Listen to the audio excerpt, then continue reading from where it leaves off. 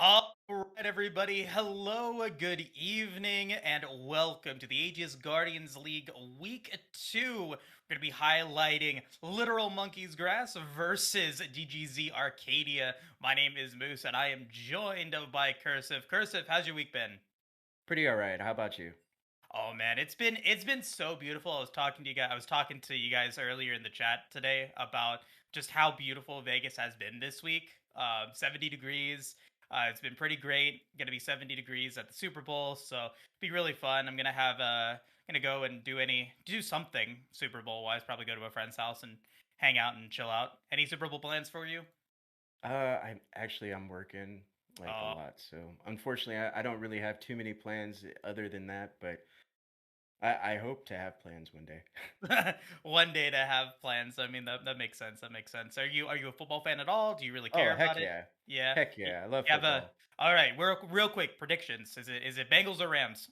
I want the Bengals to win, but my heart says Rams.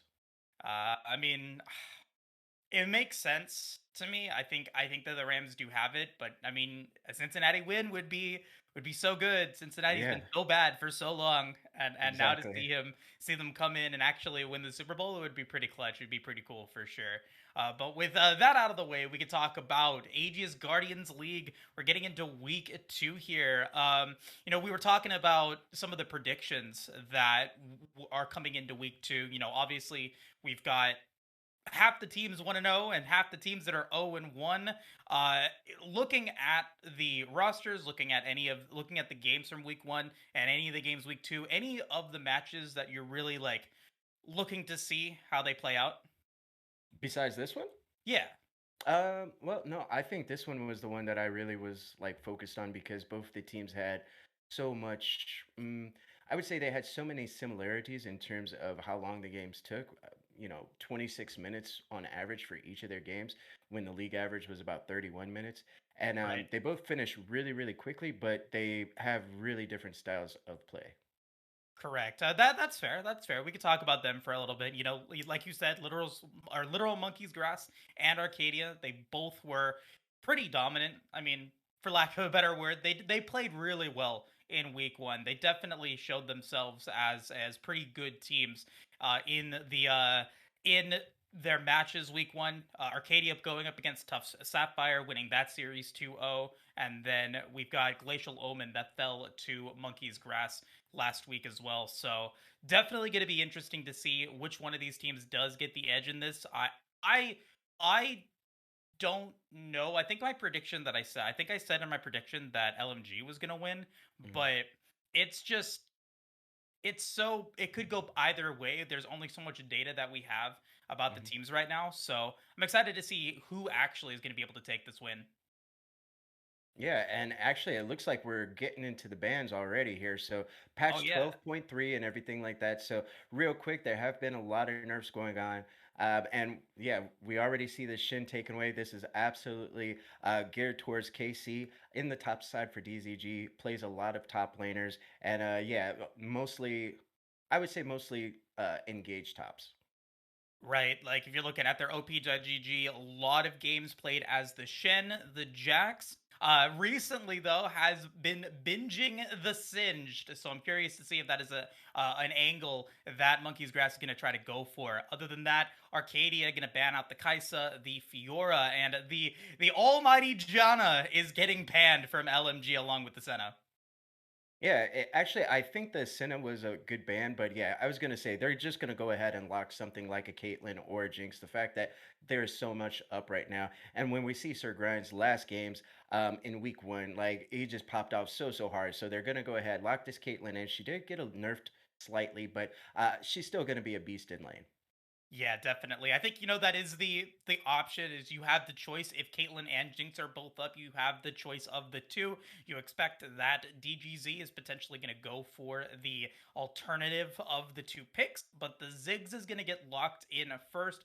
Definitely still a flex option that we can think about. We have been seeing some more APC oriented builds coming through. So maybe we get to see Sama Senpai or Resilience or Resilient, whatever his name is right now. I know he changed his name. Maybe go for that APC angle. Yeah, no, this is definitely going to be for resilience. We saw him play it in week one. I feel like DZG's squad is geared around letting bot side actually be weak side. So there's not going to be a lot of jungle help. So generally speaking, resilient is going to be on something that can just clear the wave, play safe, and essentially try to go even. It's going to be different into this. It's going to be difficult into Kate, who's going to be such a lane bully, but Ziggs can be a little bit of a lane bully too. Really solid wave clear. The Morgana for a little bit of backup here. We'll see how they flex that around. So far, I feel like DZG is kind of doing what they want, and LMG is getting everything that they like. So, Warhead on Udyr popped off last week twice with Udyr. So they play around this Udyr pick really, really well. And I mean, it's not really a power pick right now, so it's not going to be banned away. Right. Yeah, you said it right. Like, it is not going to be your top tier jung or not I shouldn't say top tier because anything in gold or platinum leagues can potentially be OP Sure. and top tier. Ooh. But the Udyr coming through, the Sona is hovered, but it's gonna be the Seraphine that comes in and the Skarner immediate response from Arcadia there. So you were talking about this weak side bottom lane, the Ziggs and the Morgana, the Skarner's coming through as well, not necessarily super powerful in the early game. So I want to see LMG focus down in the bot side, really get those dragons controlled, and build a squad around potentially going in for those dragon scalings. Right, DZG plays weak side bot lane mostly. So they did take every objective essentially last week in week one. But when we're talking about this LMG squad, LMG is the bot lane squad. Like they love playing around bot lane. Sir Grinds and Best Buy support, like these two are essentially the carry. So the contrast in styles here. LMG love to play bot side. Like that's their win con. Sir Grinds put up some really, really sick numbers last week. 36% damage share, 74% KP. Best Buy support was pretty darn close in a lot of that as well. So this bot lane is the win con for this LMG squad. And DZG, they like to play for that mid jungle top sort of thing. Right. And you're seeing now the Echo come through. So Echo does definitely have that potential to play as that like pseudo assassin mid laner. Could potentially see that rotate towards the top lane if they are feeling a little bit spicy. But I don't think KC has any recent games with the Echo. I'm checking. I don't think so. So it's probably going to be that mid lane Echo that we are seeing. But on the other hand, looking over at LMG, they're picking up the Galio and they're picking up the Ornn. They got the rest of that team fight squad figured out. You get that really fun front to back kind of style here that LMG is going to try to go for. Maybe try to get that extra really good initiation with the Ornhorn, the heroic entrance. DGZ, they counter that with that Trendemir, that really solid pushing potential. Yeah, this is essentially. I think this is perfect for each of these teams. They got exactly what they wanted, and in basically every lane. LMG is going to have a team fight comp with a really, really really, really strong bot lane. Sorry about that. And then as it transitions into that mid and late game, it turns into a nice 5v5. And with the Galio able to set up pressure on the side lanes, whoever wants to split push, if there is any split pushes, just able to rejoin small skirmishes really, really simply with that heroic interest, like you talked about. DZG, I actually love this Echo pick, and I am so glad that they locked in an assassin here because I feel like assassins in this meta are so big and people are not locking them. You're looking at enchanters who are coming into the meta. You're looking at, control mages who have already been played so often, and all these assassins are just going under the weather. It's like you lock an enchanter against me, bro. I'm gonna lock an assassin and I'm gonna get fed off you. So I really like what Right. DZG did right here to set up this comp that they have.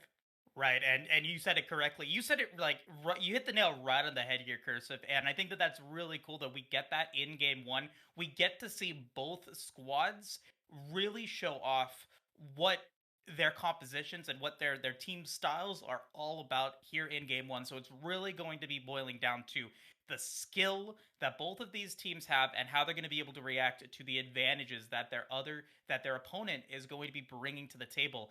Arcadia, lot of pushing power, lot of control here in the top side of the rift, so they could really use the advantages that Trendemir has with pushing, along with that Rift Herald, to get the They get the momentum and the tempo shifted in their favor to with a really good Rift Herald play.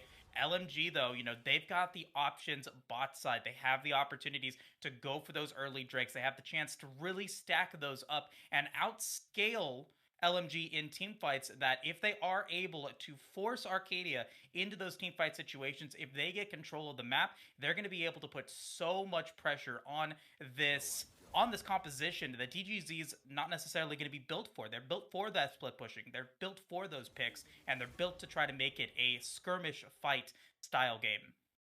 Exactly. And the fact is, when we're looking at this Ziggs and this Tryndamere, it's going to be a similar sort of concept. With that Ziggs ultimate coming in, being able to impact these side lanes if the Tryndamere split push does get set up. You could set up a 1-3-1 with Echo on the side lane as well. Ziggs always able to actually join in. So Mm-hmm. I do like this adaptation by DZG. And also, it's in a nice response by LMG to pick up the Galio. So you kind of have two different semi-globals going on right here. So both of these comps, it's going to be a lot of fun to watch right here. And I am going to be looking at the top jungle and mid lane on DZG. I'm not really worried so much about bot lane necessarily popping off. I just want to see if they are gonna if they're gonna die essentially. If Right. Sir Grinds and Best Bride support end up popping off, will absolutely take over this game. And last week they have the numbers to prove it. Right. You said it correctly. They have really strong potential. They really have a lot to, like, not a lot to prove, but they have a lot to stay consistent with because of just how well they were able to play last week. They definitely showed off for sure. And at DGZ, in the same right, they definitely showed off as well. So, really important game for both of these teams. Really, I think going to start the narratives for a lot of the teams, especially in the pilt over schedule. Remember, the Aegis Guardians League is split into two separate groups, the Zon group and the Piltover group. This is a Piltover battle. Week 2 here. Remember that all of these games, these round robin games, are going to be super important in determining the standings as we move into the play in phase later on in the split. And this game could really shake up the standings moving forward. One of these teams is going to be undefeated in the first 2 weeks. Going to be really exciting to see who's going to be able to take this one. But with that being said, Cursive, one final question for you. I really want to talk about this Skarner pickup here. I want to know, like, what is Skarner's angle here moving into this game against the Udyr? Uh, well, in the early game, he's going to have to be careful. You have to be really careful about fighting this Udyr. But the nice thing is, you do have Tryndamere and Echo, right? So they're going to be able to put out, I would say, a decent amount of damage early on. Maybe be able to join into some of these small skirmishes if Skarner's feeling a little frisky. Like I said, the jungle top mid synergy of this DZG team is, the way that they want to play. So if Shadow Claw's on the Skarner, can get a lead going, I would say this is basically, hey, we want to make sure that we're able to lock down Sir Grinds when it comes to the 5v5. So in the early game, I would assume that he's just going to try to farm it out. And in that case, if that happens, then I would say Warhead on this Udyr is going to be able to run all through the map and just chase people down. And I think that has a lot to do with why Shadow Claws kind of pivoted to the Skarner, getting a little bit of extra move speed. Maybe he goes Predator here just to be able to respond to some ganks if Udyr is, really just causing a muck. It could absolutely be a thing. So Mm-hmm. I like Skarner, but I'm not sure necessarily if it's something that they necessarily are doing because they're trying to counter the deer pick, or if it's just something that they said, hey, you know what, Skarner's really, really good. I'm leaning towards the first option where they're saying, hey, we want something to basically counter the Udyr. Right. And so, I mean, and this wasn't like a, hey, we're just going to pick Skarner for whatever reason. Shadow Claws has been putting in some work as the Skarner in his solo queue games, and so he does have some experience with it. I wouldn't necessarily, like, at the moment, I wouldn't necessarily say that I'm, like, super impressed with some of the performances that I see just on the previous 10 games that he's played. I don't get to see the full scope of what he's been able to bring to the table as the Skarner, so I am looking to see what he is going to be able to do. And we're going to be seeing how that does actually play out as we get ourselves into game 1 here, Aegis Guardians League, LMG versus DGZ Arcadia. Going to be really fun. Game 1 coming up here in just a couple of minutes. Stay tuned. You don't want to miss it.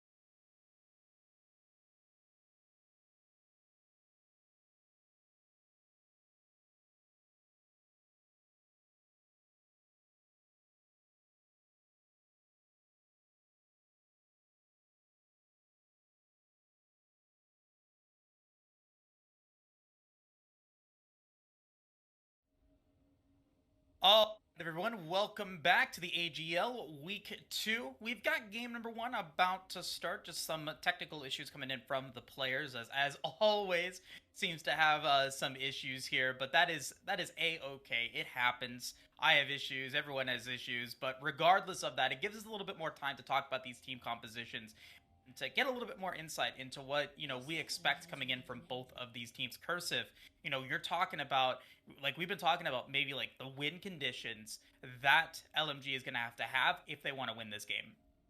All right, so LMG is looking to play this early game really, really strong, accelerate the Caitlyn Seraphine bot lane, get it so Sir Grimes can just put out a lot of pressure with that Caitlyn range, and then uh, you have Wonderworld on the Galio able to back him up, peel if need be, but also follow up engage between Wonderworld and Ball Slapper is a thing as well. So there's a lot of different nuances between this LMG squad, but essentially it comes down to, hey, let's get some kills onto this Caitlyn. And I am going to be looking at the pathing of Warhead on this Udyr. I feel like I feel like the Udyr pick is specifically tailored to make sure that you can set up a chain CC between whoever it is. Like you see on top mid, but Udyr can absolutely gank either of the any of these lanes and set it up with really nice C chains.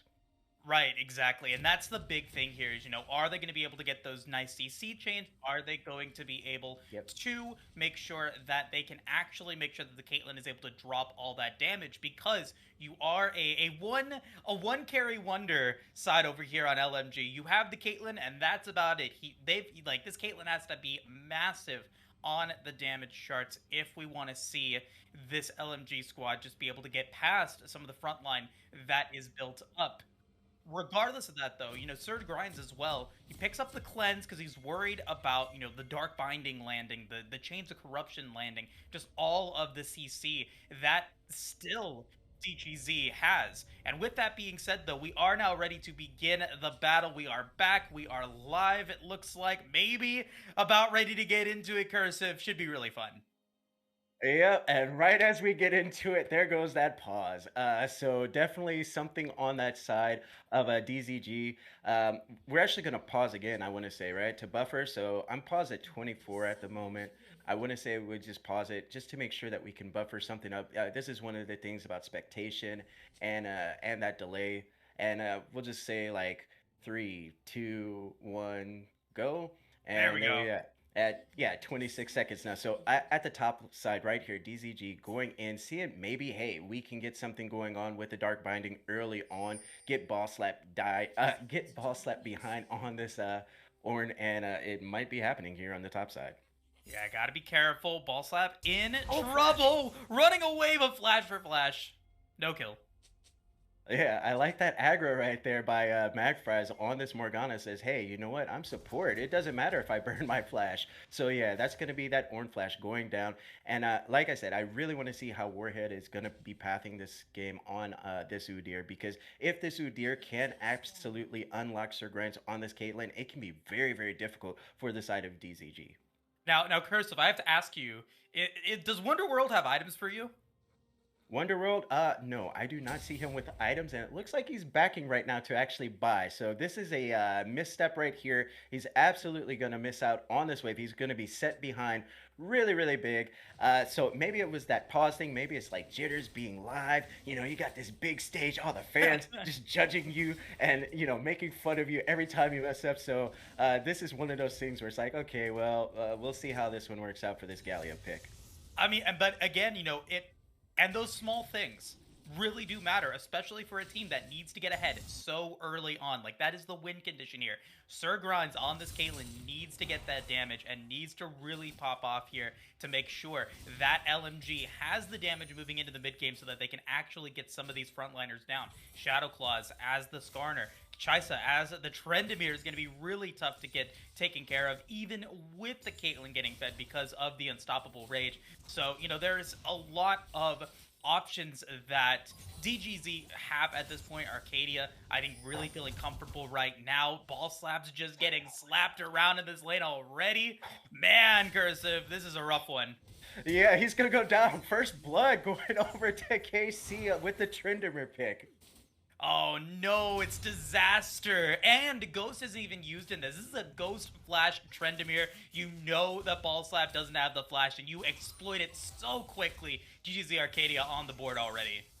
Yeah, and like I said, in Champ Select, okay, top lane not dead, but in Champ Select, like I said, KC, Shadow Claws, and GVG on that Echo in the mid side, like these are the three picks to watch out for. DZG loves playing around their solo laners and jungler, and the fact that KC, Chaiza, absolutely just like solo boloed ball slap, like he bodied him right there, like that is so big for this Tryndamere who can be such a big threat. The fact that he scales so well.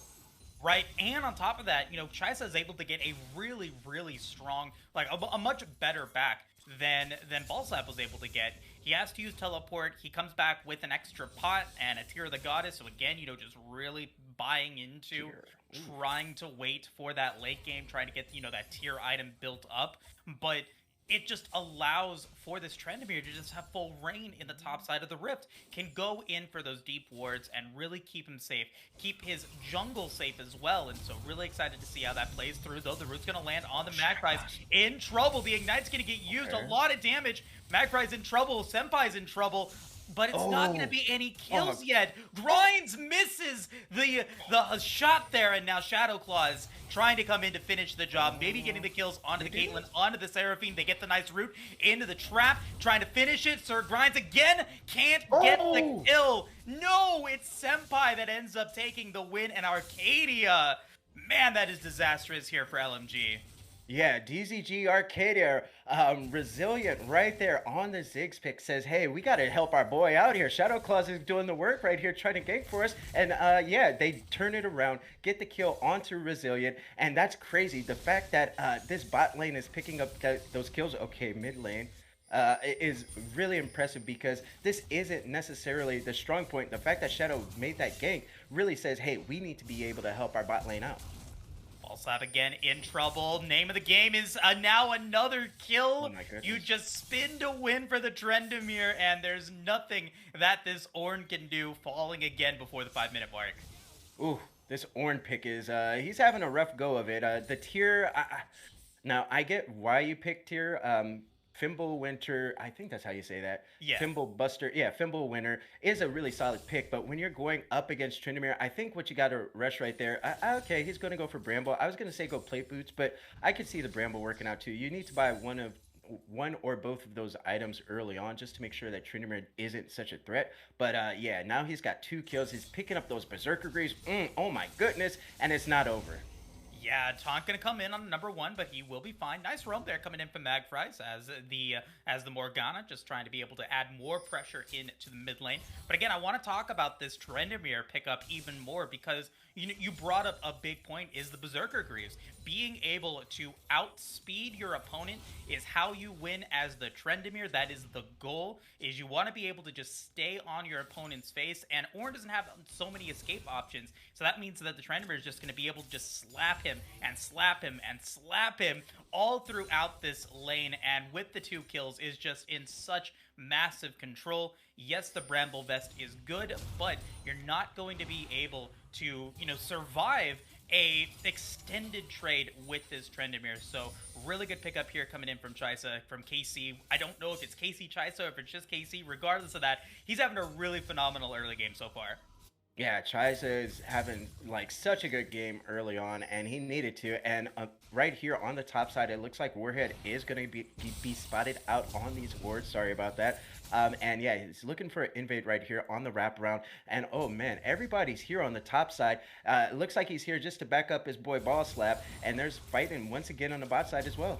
Yeah, Senpai trying to go for the Piltover Pacemaker, not able to pick up any more damage onto Senpai. Level 6 now for KC. Ballslap also level 6, but he does not care. The Ornhor can be dropped, but is it going to be enough? Trice is just going to spin to win. He has Unstoppable Rage, and he will use it to go on a killing spree. Yeah, that Undying Rage. This is what happens when you run into a Tryndamere and you just feed him, right? Like, he starts diving you super early on. It's only 7 minutes into this game, already going for these kills. 300 300 gold bounty. And there's only 4 kills happened so far. 1 in the bot side, 3 on the top side. So it's all KC Chaiza, right? Like this is Yeah. straight up solo bolo YOLO. Let's go. Yeah, and really right now, like what option does LMG have? Like they don't really have a response to stop Tricep from being able to split push, from being able to just take control of the top side of the Rift. I'd like to see if the Trendemir now coming back after this back is going to just be even more aggressive, try to pick up maybe a camp in the top lane against Warhead to be able to just stop that lead even further from, or to get that lead even further in his favor. Just continue to take control of the top side of the Rift. He's already picked up a turret plate. He's got the Noon Quiver now as well. So, he is, at this point, the win condition. I don't know exactly what LMG is going to do to be able to stop it, but at this point, like, he runs the Rift right now. Yeah, absolutely. He's so far ahead. He's already 1.1k up over this Ornn pick, right? And Tryndamere, I don't know if everybody knows this, but Tryndamere scales really well. He's basically an ADC, but with melee range. And I like what we saw right here. The fact that they traded objectives, bot side, the dragon for the okay, we got to dive here on the top side. Yeah, they've got the Rift Herald taken by DGZ Arcadia, but now they're going to go for the Oh, five-man huge. dive onto the Ornn, and Ball Slap will fall once again. Wonderworld's going to teleport through. Rift Herald gets dropped to drop even more damage onto this tower. Yes. And with all 5 members of DGZ Arcadia on this top lane, they're going to be able to take the first tower of the game pre-10 minutes. Yo, I love the way that this comp works right there. They get that herald right there. Immediately, everybody rotates up to this top side, and because you have that Ziggs with the Rift Herald, your siege is so strong early on. It's not even 10 minutes. That's already first turret gold going over to your team right there. So that is really big. The nice thing for Ball Slap on this Ornn though is, hey, you know what? Well, the wave is going to be pushing into me further, but it looks like, well, Galio messed that up for you, unfortunately. Oh, no. The wave would have been pushing up to you, so now it looks like Ball Slap is going to have to find somewhere else to farm, and I love what we see right here by DZG. They litter that top side with just wards everywhere, and it looks like there was a trade of warding by LMG on the bot side. So LMG controls the bot side, but DZG controls the top side. As expected, we wanted to see that from LMG, to have goodness. that damage and that really good control of the bottom side of the Rift. They pick up the first dragon of the game. They, should have at least enough control to be able to contest the second drag as well, but with the lead now pretty substantial in favor of Chaiza, as this Trendemir, he can go anywhere and just start the siege whenever and wherever he wants. But Sir Grinds, Best Buy support, trying to be able to continue to find these plays. Magfries has been so good with these dark bindings too here in this bottom lane. Senpai has been really safe.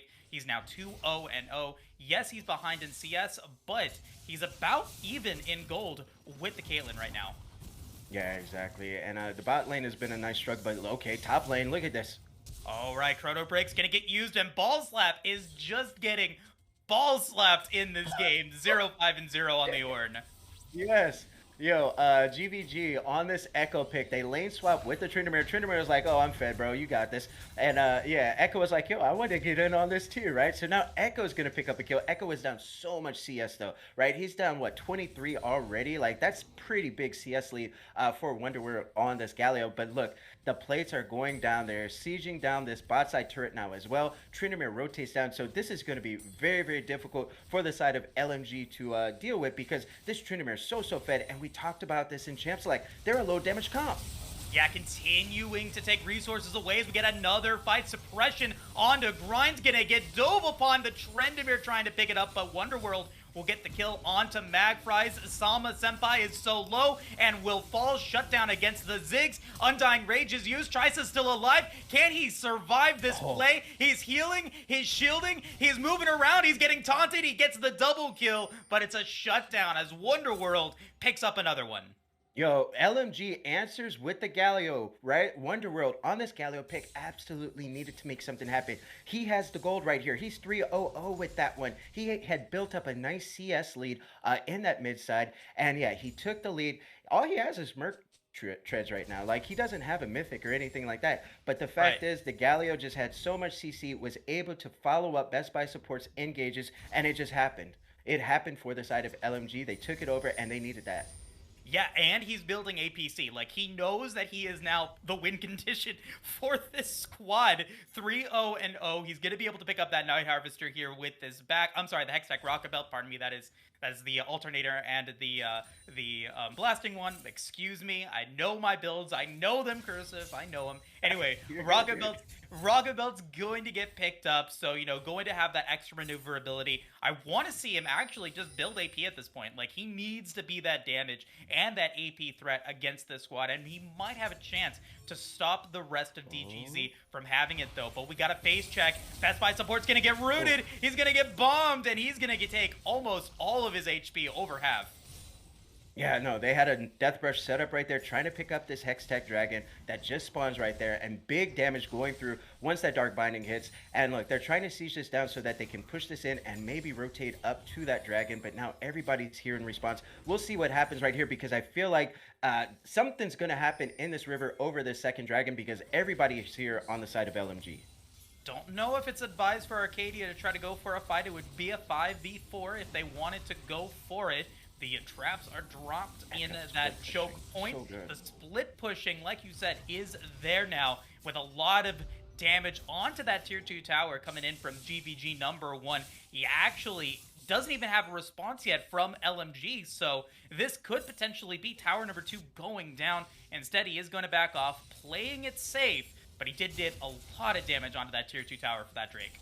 Oh yeah, this tier 2 is absolutely about to fall over. So they say, hey, we'll concede this tier 2 as long as you concede, or we'll concede this dragon as long as you concede your tier 2. And now there's trading happening all around the map. All GVG has to do is breathe on that tier 2, and it's going down. The second herald is going to spawn right here, so I like what they can do here. So you rotate up to this herald, you take the herald, and now you can absolutely drop that in that top side and be trying to push down the inhib towers instead. So I would actually try to push down the tier 2 first, and then drop the herald, and then you can siege down inhib towers early on. It's not even 15 minutes just yet. So if they're managed to break open the base this early, it can be so devastating for the side of LMG.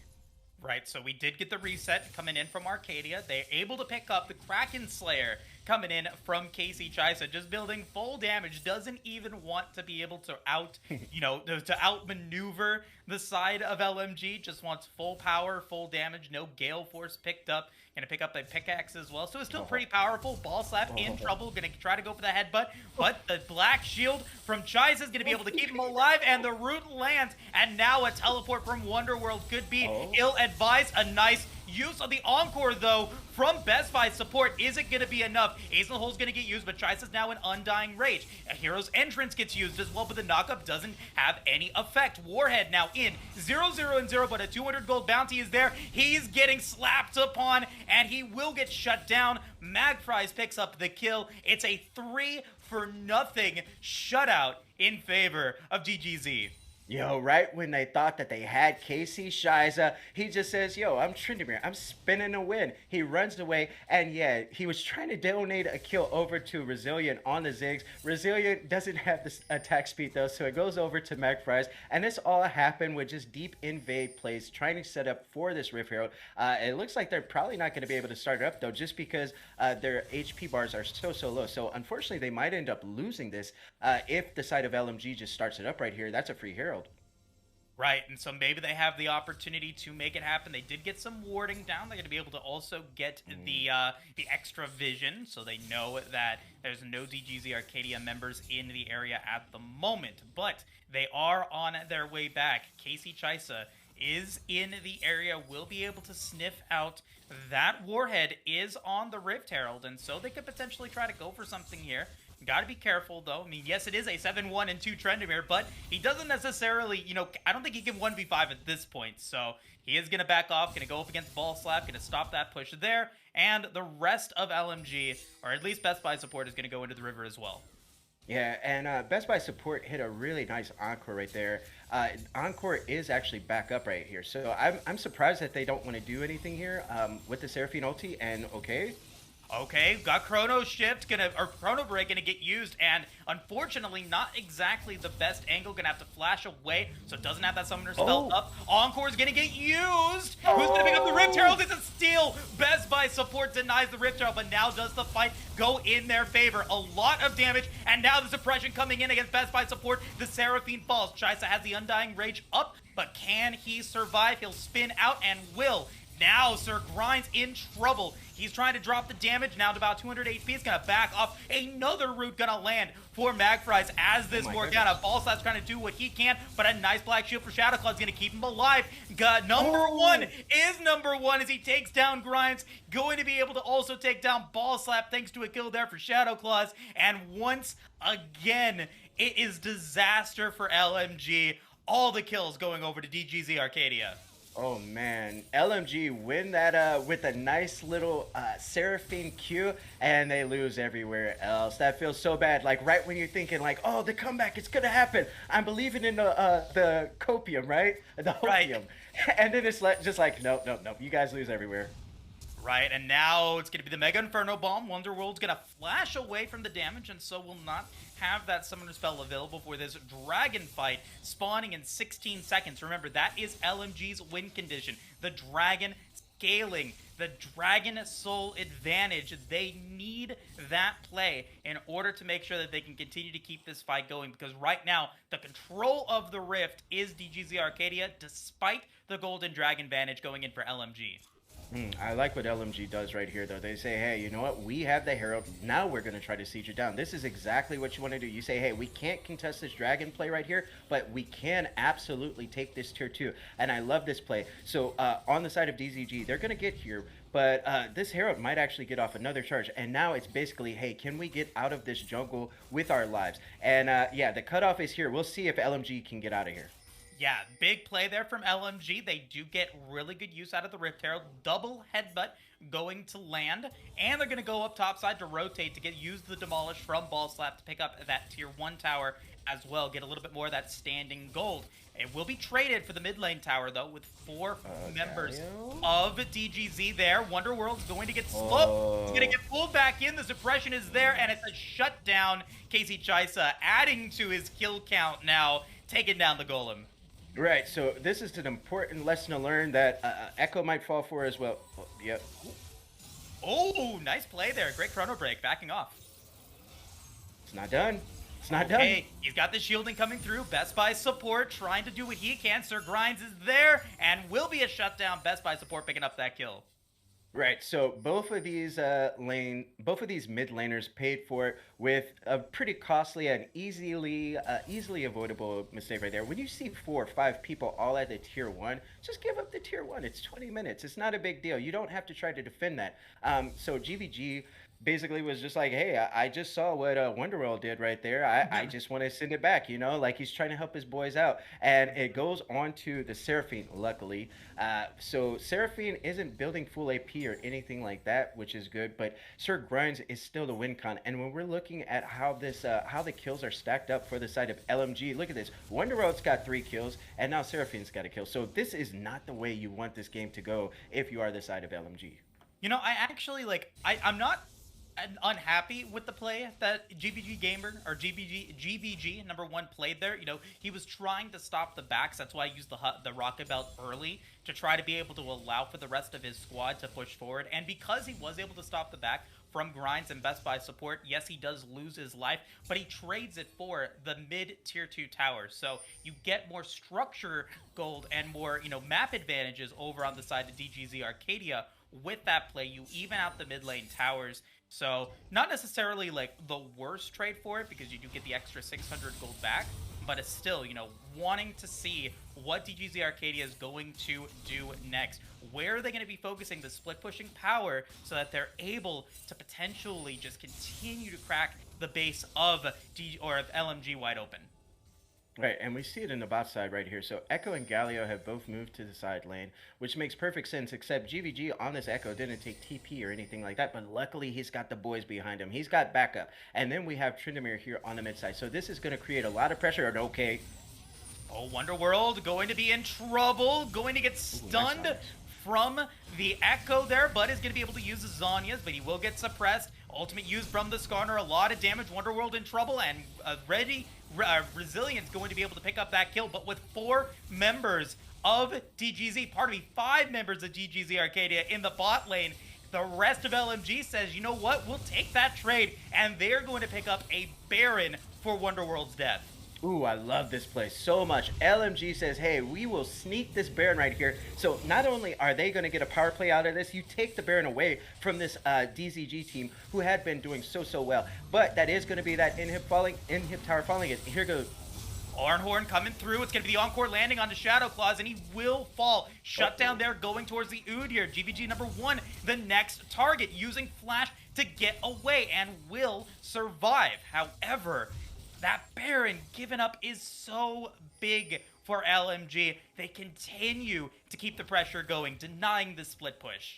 Yeah, that was so big for LMG right there. I don't know what they can get done out of it, but just from a defensive standpoint, having those Baron up minions, you know, able to slow down that push right there, it's going to be nice for them to be able to stabilize, maybe take control of their jungle back, because as you can see, as this dragon spawns in 38 seconds, it's littered with red wards right there. So DZG absolutely controls that bot side jungle and the river as well. So as this next Drake spawns, what I'm hoping to see right here, what we're seeing in the mid side by LMG is, hey, you push in the waves, try to get as much as you can pressure wise with this Baron, and then you can rotate down, try to stack this up, try to stack this dragon up, because like you said, this is a primary win con at this point for this LMG squad who is so far behind.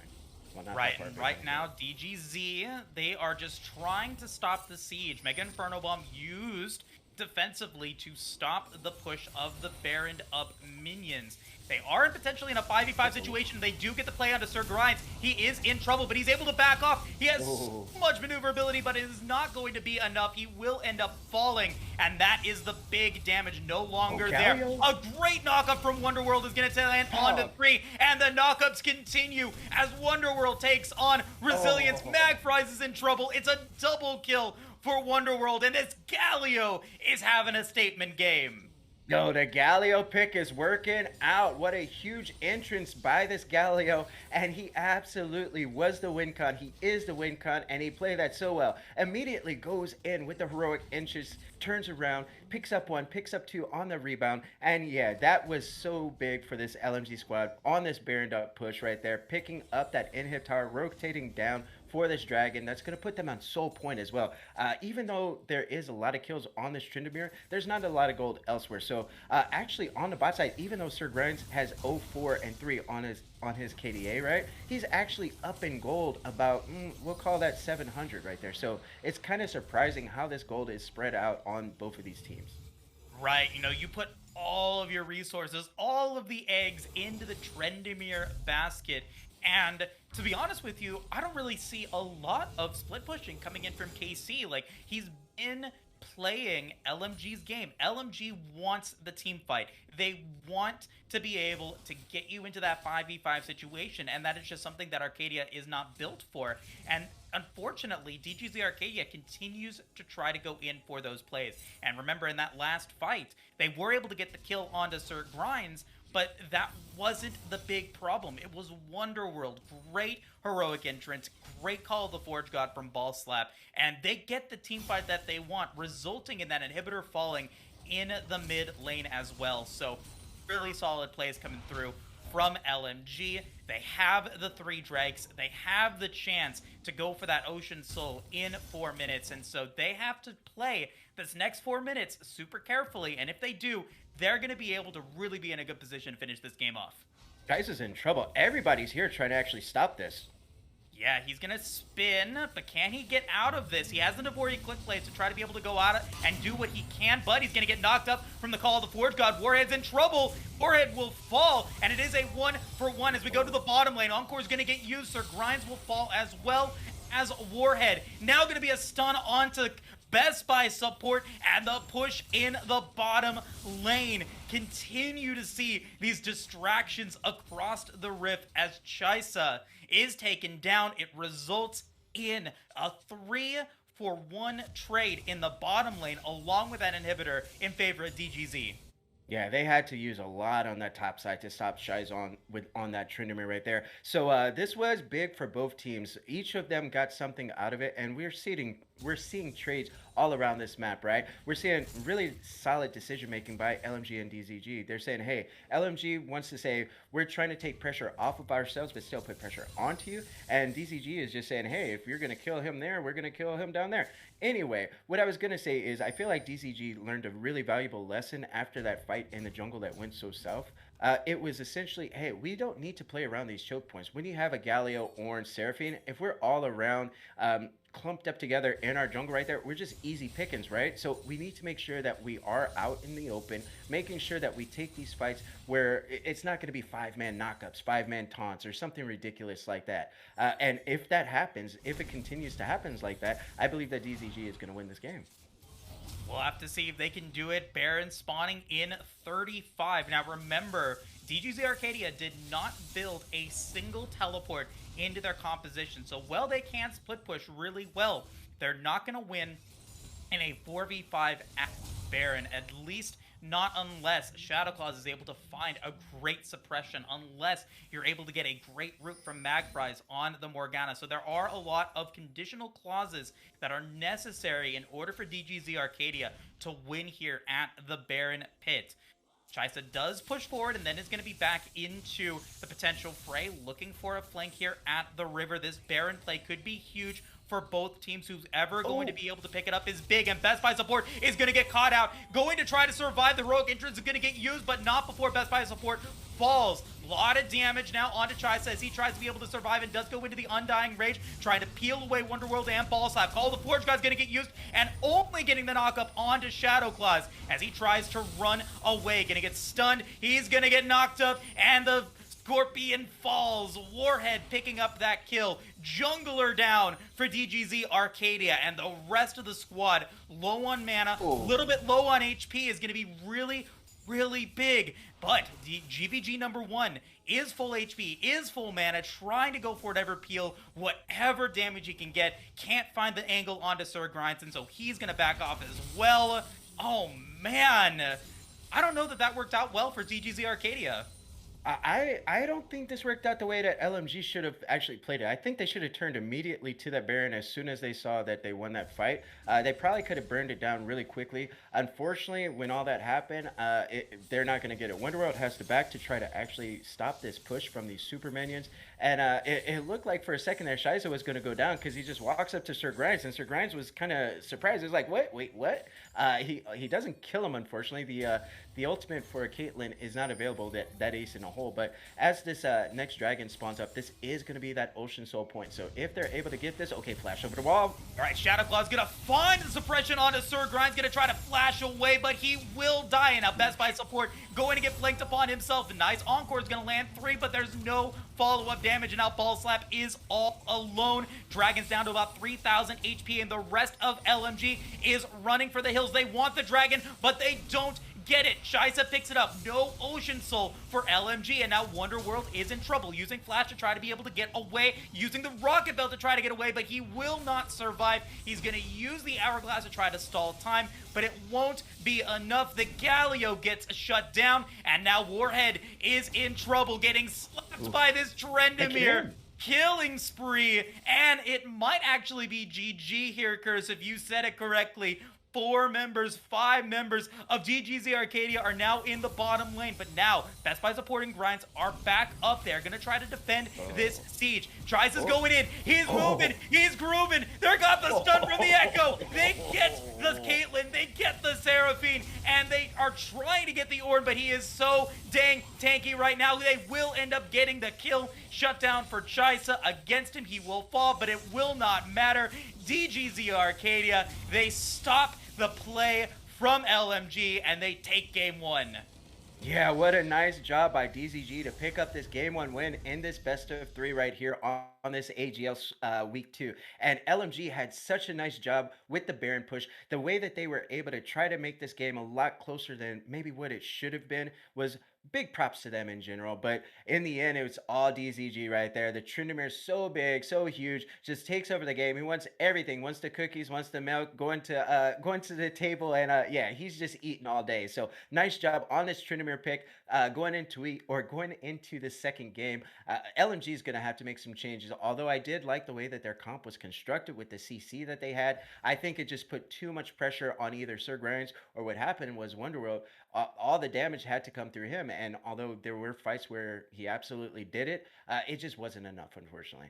Yeah, unfortunately, like you said it correctly, it just there wasn't enough there to stop the power of DGZ Arcadia. That play bottom lane a little earlier, where DGZ was able to pick up the inhibitor, was huge in determining the outcome of this game. Because when you have the inhibitor down the bot lane, it's really tough for LMG to allocate all of their resources towards the Baron, and then in that the fight before the dragon fight, right, when Best Buy support falls, and you said it correctly, LMG, they maybe at that point had the best chance to go for that Baron, so that they had that Baroned up power for that last dragon fight. Unfortunately, they didn't go for that play. They try to go for the dragon, and unfortunately they get picked off. A beautiful engage there against Grinds and Best Buy support, really denying the power of LMG's squad in that last fight. And they just get picked off before they're really able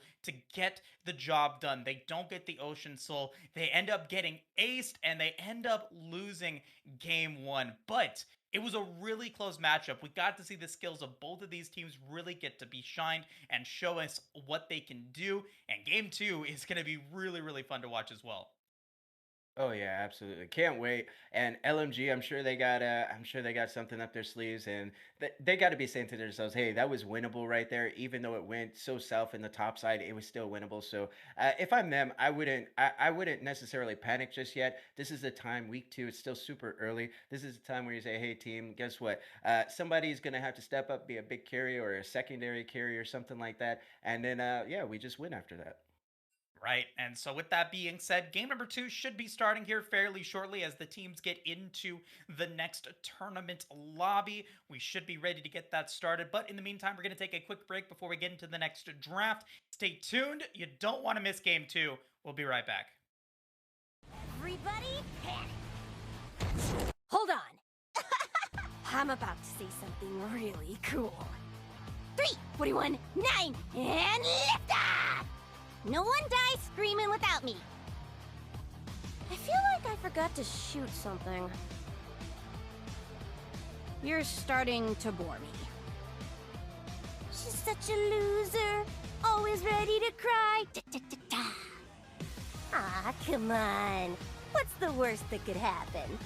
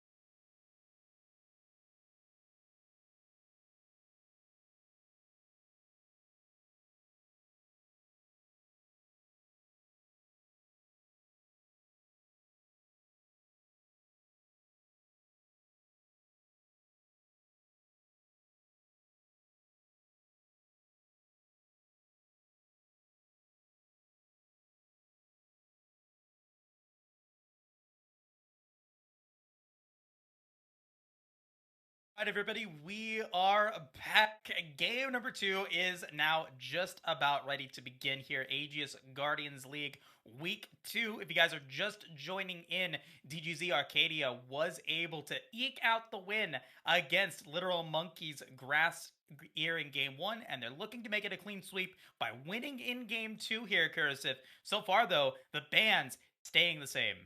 Yeah, it looks like it's going to be maybe a salty run back. DZG played that really well right there in that game one to go ahead and secure that. I also want to highlight a stat right here, and it's interesting that they actually ban away the Ziggs considering LMG doesn't play Mage's bot side. So that was interesting. But I just want to highlight something. DZG is one of the only teams to actually win on red side. The first week, there goes that Jinx right there. I thought that LMG was going to take that last draft, but DZG says, hey, you know what? Your mistake is actually going to be our profits. They take that Jinx first pick, perfect lock right there. So DZG is one of the only teams to actually win on red side. There had been, I want to say, 17 games last week, and of those 17 games, 12 were blue side wins, and only 5 were actually red side. And guess who was one of the only teams to actually win on red side? It was DZG. LMG actually won all their games on blue side. So now they make the decision. They want the red side play. They want to be able to get the counter pick for that last draft, and so they're gonna have the opportunity to make that happen now. Ezreal gets locked in as the first pickup here. I mean, Karma is like the initial thing, or the initial support that I would think that they'd want to play towards, because Ezreal Karma can be such a bully oriented lane, but instead LMG make the decision to go for the Udyr here. Now, last game we didn't really get to see a lot of ganks, really a lot of a lot of real aggression coming in from Warhead. He had a bounty based on his farming, so I'm excited to see what he's going to be able to do here in game 2 if he shakes it up a bit. Yeah, they really like this Udyr pick. So this is going to be 4 games in a row. So last week he had the Udyr twice, so both games. This week that's twice already. So he's already played 100% games of Udyr in the jungle. So they really, really like this, and I feel like LMG might pivot to a Yumi, but like you said, Karma is really, really solid as well. And there we go. DZG locks in the Thresh to pair with the Jinx. Super safe bot lane. We've seen it so often, and they're sticking with the Skarner. They sure are. So it's going to be that salty run back in the jungle here, Cursive. And I mean, Shadow Claws I think performed his role as the Skarner, but I don't think we really got to see a chance to get it especially highlighted, because the subjugation was so it worked out really well, but it was up against Sir Grinds, who was at the moment or throughout the game was pretty behind for LMG, and so didn't really necessarily get the full effect of the Skarner pick in game 1. I'm excited to see what they do bring to the table here in game 2. LMG is going to take the Morgana, so it'll be an Ezreal Morgana lane here to go up against the Thresh Jinx. Could be really powerful for Literal Monkeys if they are able to get those dark bindings. Ezreal's just going to be able to be so powerful. And look at that, Cursive. The Salt not allowing the Tryndamere to get picked up leaves potentially a Singed angle here. Yeah, and yeah, here goes the Ornn Bandit. I actually would have left the Ornn up again just to see if they would take it, but the fact that the Tryndamere was banned away, maybe they say, hey, we don't want to see the Ornn either. So going into this LMG pick on this R4 right here, they could go for another Enchanter, double Enchanter, and then you would need something with a little bit more damage. But the fact is, you have the Udyr already. You're going to need something to help you run at him a little bit. So maybe this Morgana is going to be building that Shurelya's early on first item, which I actually like a lot. And there goes the Cho'Gath. This is actually a takeaway, I want to say. Yeah, Shiza plays Cho'Gath quite a bit. So, and I believe Ball Slap does too. This was like one of the only ones that I think was shared, but don't quote me on that. I do like Cho'Gath overall, but it's still going to be kind of a same problem where you want to make sure you have somebody to help enable you run at them. So it's going to be really interesting to see what LMG is going to do to round this comp out.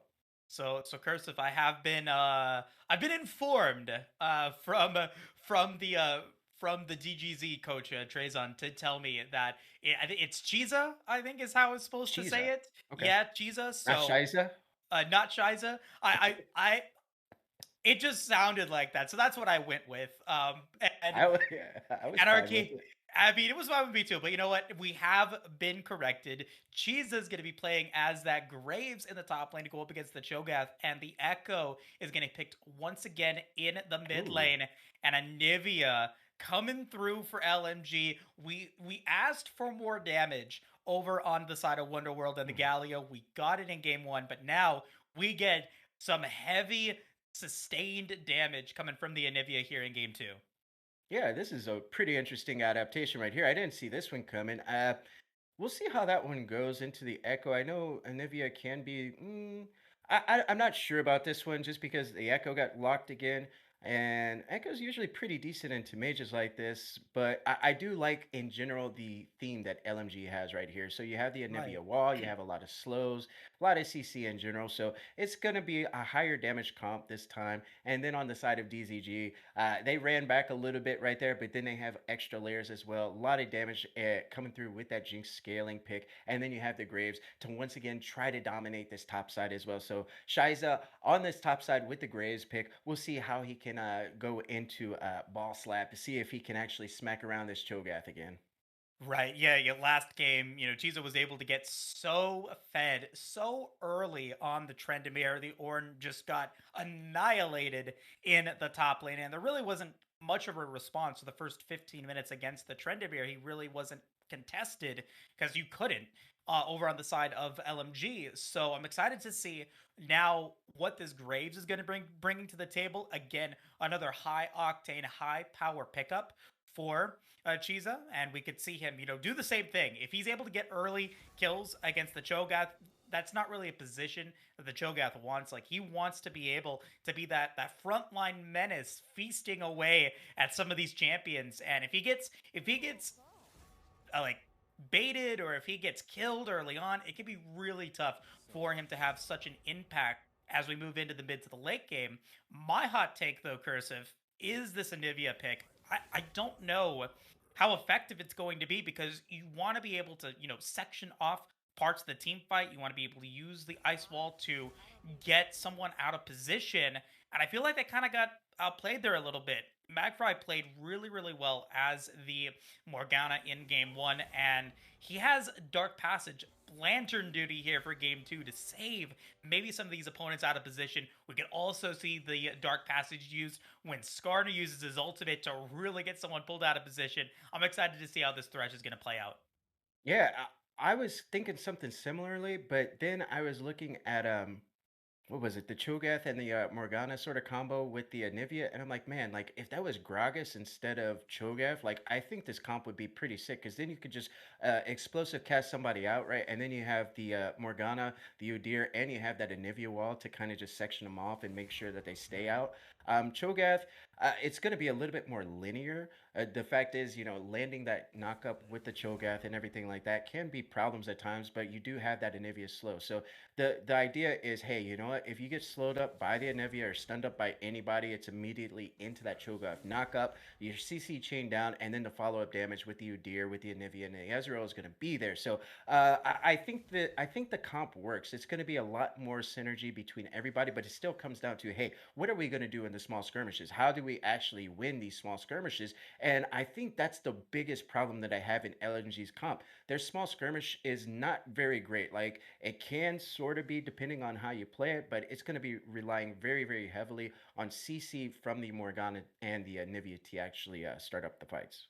Right. In game one, LMG, the idea was pretty clear cut at the very beginning. Like we knew that they wanted to play towards bot side. We wanted to see those early dragons to get that scaling in to, really focus in on making sure that the Caitlyn gets fed. This game, it's not as clear cut because when you're playing as the Ezreal, like you do have to wait for him to come online before he can actually really be super powerful. You want to see him get that Essence Reaver, that Muramana before he gets to that point where he is going to be super powerful in these fights and in these potential skirmishes. Same thing topside, like yes, you have the Feast and the Smite to potentially take down Rift Herald, but you've got to deal with the Graves and the Skarner and the Echo coming in to really land those stuns when you're not super tanky in the early games. So really want to see where LMG wants to allocate their resources, that they want to go for dragon scaling again, or if they want to maybe contest Rift Herald. I'm excited to see what this side to go for. Yeah, DZG, I just want to say, I think that they won basically everywhere. They have wave clear, they have pushing lanes in every single lane, so they're always going to have prio. I would say, well, mid lane once and if you get six and some little mana items, like she'll be fine. But essentially, there's nobody that's going to be able to out rotate them, provided they always have prio. And when we're looking at Shadow Claws on the Skarner pick, he did so well with controlling the top side, and the shot calling around top side was so well. But now we're looking at this where they have essentially they can play bot side or top side in this one. So Right. it's going to be about manufacturing leads. Possibly through objective control, but it all starts with the prio that they're able to generate on these side lanes. Yeah, and will they be able to get that priority? Where will they get that priority? Those questions will be answered when we get into game 2 of the Aegis Guardians League. Week 2 matchup coming up. Don't want to miss it. We'll be right back.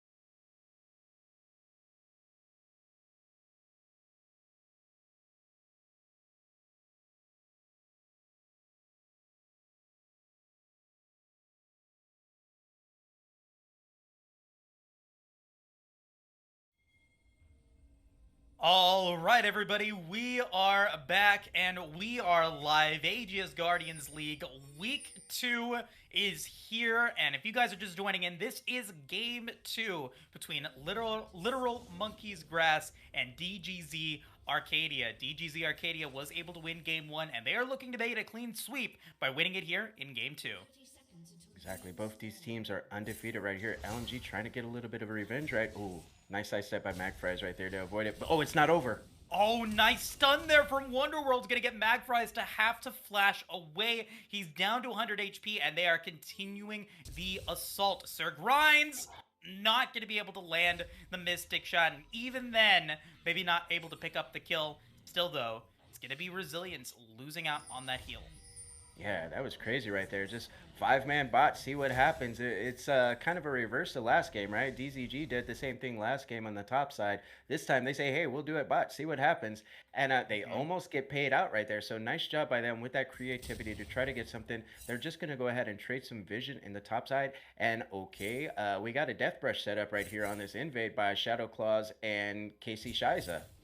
Yeah, when you reveal all 5 members of your squad bot lane, it gives you the ability to go in for the invade. I like this from Arcadia. Shadow Claws is going to be unpunished for picking up the red buff. No vision dropped from LMG in the red buff area. No vision dropped over on the red side. That's something that I would have loved to have seen Best Buy support, or, you know, Sir Grinds, anybody with these warding totems to actually drop some vision over on the boss side of the rift, see where Shadow Claws is coming in, and unfortunately, not going to see that happen. Warhead's going to go for a little bit of an interesting path, maybe going to try to go for the mirrored clear, and that looks to be the case. Going to see the Raptors are still untaken. Yeah, it looks like he kind of got wise to it. He said, hey, you know what? I'm pretty sure my red is gone. Starts up that vertical jungle, and immediately the Echo spots him out, and all right. I was going to say, that's crazy that Wonderworld is playing it like this. Flashes over the wall, but yeah. So GVG spots out the invade by Warhead with the vertical jungling right here. And we'll see how this plays out. That's really solid response right there on the side of Warhead on this Udyr. Yeah, wise to it. Good play there from LMG. Like to see it. Dark Binding's going to land onto Resilience, but won't see anything else come of it. With that vertical jungling, it does mean that Warhead is in the bottom side of the rift. Another Dark Binding is going to land on Resilience.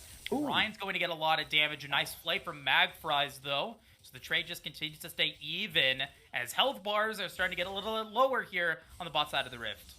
Yeah, bot side is kind of not going the way I expected. And look at this, Warhead with the wraparound on this Udyr on the vertical jungling. I don't know if they want to try to dive this early right here, but that'd be pretty crazy if they do.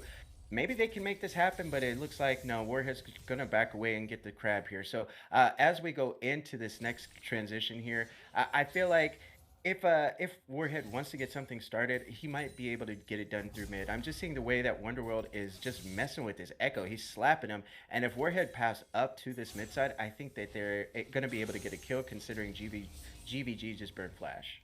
Yeah, no flash on the mid laners, looking like that could be the play. Warhead in the area, but instead, no, that will not be the case. Stun's gonna land from Shadow Claws, so a nice chunk of damage onto Balls Clap, who's just been bullied this series so far. Best Buy support going to land yet another Dark Binding, but doesn't get the trade that they want.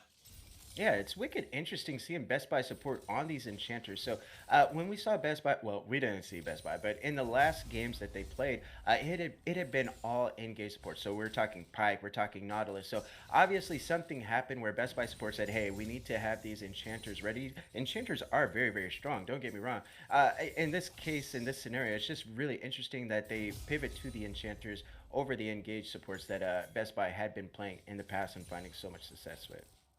Yeah, so for the time being, you know, the rules of melee versus range in these lane matchups are coming into play. A little bit of a CS advantage for Chisa on the Graves, and that's going to be mirrored by the CS advantage for Wonderworld as the Anivia, though not quite as prominent. So Chisa really bullying around this Cho'Gath, taking away some of the extra CS the Cho'Gath wants to get. Trying to have, you know, a really good lane game, and hasn't really had much presence from either one of these junglers ever since that last little bit of a gank from Shadow Claws. Teleport wasn't used from Ball Slap in that last play, which kind of explains why the CS is a little bit lower than it should be for this Cho'Gath, but regardless of that, Cheese is going to continue to push the way forward and now has the opportunity to maybe go in for some vision here in the river. Rift Herald spawning up fairly shortly as the dragon is live. Cloud Drake is there, and it looks like Shadow Claws may be looking to start it up right now. Yeah, and in that time that Shadow Claws rotated down from that mid lane to the river, it looks like Warhead said, hey, you know what? I'm going to go ahead and get an invade right here. It's going to pick up a lot of these camps on the top side, drop some vision as well. They are going to trade this over for this first dragon, which personally, I'm not really a huge fan of the first dragon. It's fine if it's free. If it's contested, though, I just say, you know what? It's not worth dying over and giving over a lead, especially when you're 0-0 in this early game. You do not want to give over early kills to anybody early on. And generally speaking, the dragon is where a lot of follies happen in a lot of games. Yeah, we're seeing Warhead, though, just, playing again the farm game that we saw him play in game one. He was able to build up a bounty with the farming Udyr that he's playing. And at the moment, he's ahead in CS against the Skarner. The Skarner, picking up the dragon, that extra power from having the dragon is there. It is a Cloud Drake, so you are kind of a little sad that you don't get that early play. But we are getting a gank. Wonderworld in trouble. The Glacial Wall is going to be able to get Senpai. Not able to really be a part of this, but a nice death sentence onto Warheads. Going to deny any further advancement from the Udyr. Most importantly out of that, though, Wonderworld did not lose his revive. Yo, what a crazy little roam right there. We've seen supports roam since, what, Season 8, I want to say. But Magfries and Resilience right here both roam up to try to make something happen, alleviate some of this pressure that had been going on by I almost said Givenchy. That's actually hilarious.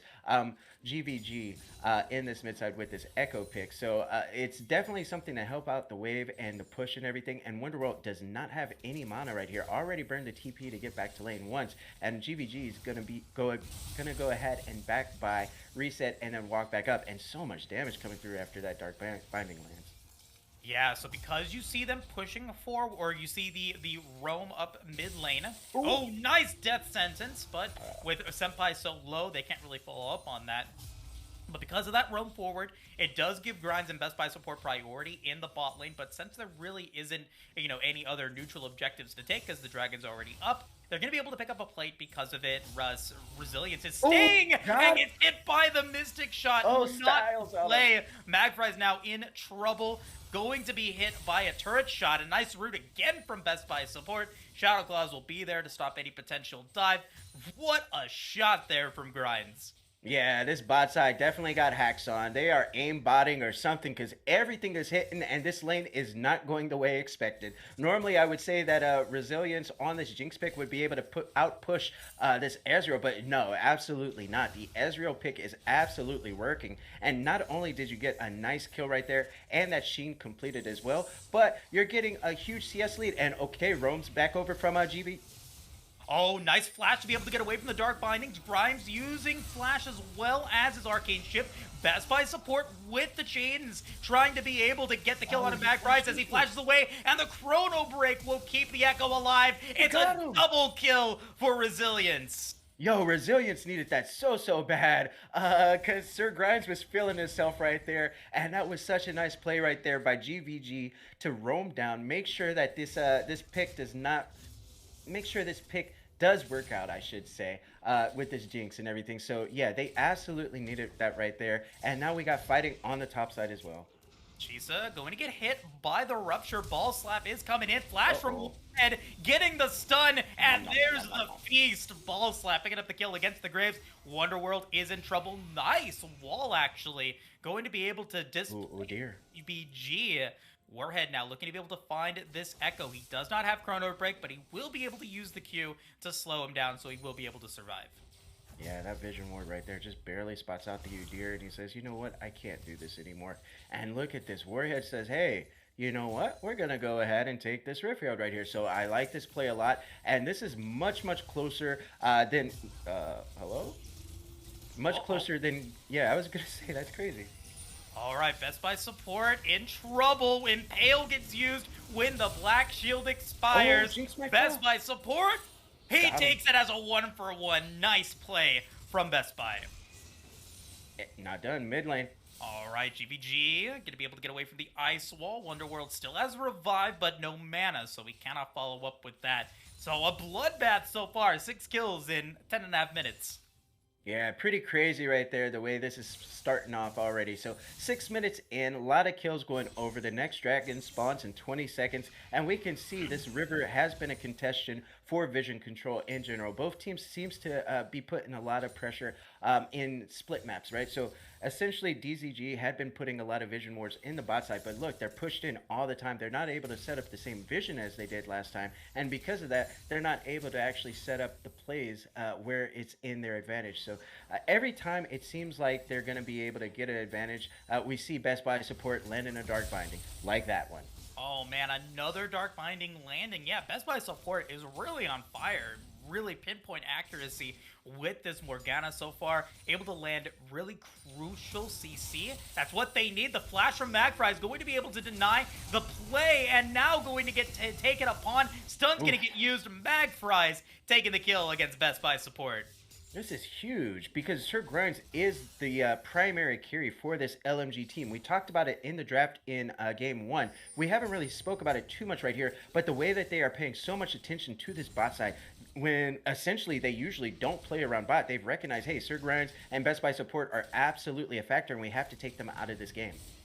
Yeah, Ball Slap is also going to get pushed out of lane. About 400 HP, is going to be in trouble. Chisa is up at full HP. Could actually even try to dive this one if he's feeling confident here.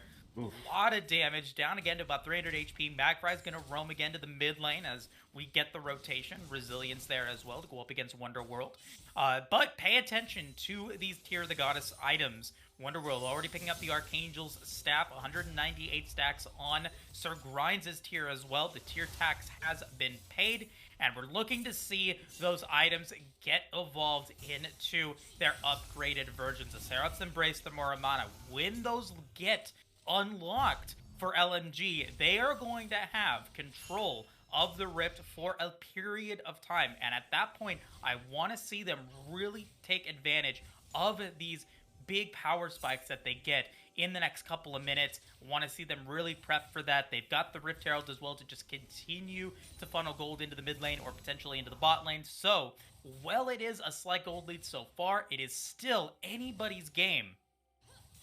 Yeah, super close already. I like the little mini lane swap they did after this dragon. So, Resilience and Magpies actually rotated up to the mid side, and then we saw GVG rotate to the bot side, and they're going to drop this Herald right here. This is going to be first turret going down in 13 minutes. Yeah, Wonderworld, Best Buy support, Warhead, they're able to drop it. The headbutt falls. Nice first turret. Gonna go over to LMG. Remember, game one, first turret falling pre-10 minutes thanks to the 5-man rotation that DGZ went for in game one. They used the Zig Satchel and all the damage that they had to drop that tower. So a little bit of a slower game for DGZ, a little bit of a different style as well. And so they have the opportunity to show us a different side of them that we didn't get to see in game one. And so far, like, you know, I'm liking it. They are very much still in this game, and as they continue to get damage going, as they continue to get turret plates, that gold lead is going to shrink more and more, getting it to an even game even further. Yeah, and looks like the Sunder is going to be completed here by Sir Grinds. At 14 minutes, it was just completed, and that's going to be a trade in the top side of this turret. And as we see how they're rotating over, okay, never mind, Jinx has to flash. Oh, nice chompers, though. Wonderworld going to be so low and does end up falling, and Ignivia has spawned, but they aren't able to pick up the kill. He did get killed at a pretty good, or at least a decent position, so he will revive. Death Sentence going to land onto Ball Slap. The play is going to land onto Wonderworld, but a nice wall. Magpie's going to get in trouble. He's going to get hit by the turret and will die. Wonderworld with these walls has been phenomenal. Yeah, the wall was so clutch right there. The immediate turnaround. Magpie was trying to make a play right here, but okay, we're not done. All right, Chisa gonna flash the wall this time, and Wonderworld has nowhere to go and no eggs to survive this time. He is now KFC. He is dead in the water. Shadow Claw is looking to be able to pick up the kill, maybe onto Ball Slap. Impale is active and alive, but he doesn't use it as Resilience picks up his 4th kill of the game, and the inner tower is gonna fall as well. Yeah, this was a little game of chicken that they were playing. Okay, Echo. Oh, nice denial of the back. Best Buy support is in trouble. He got rooted for so long.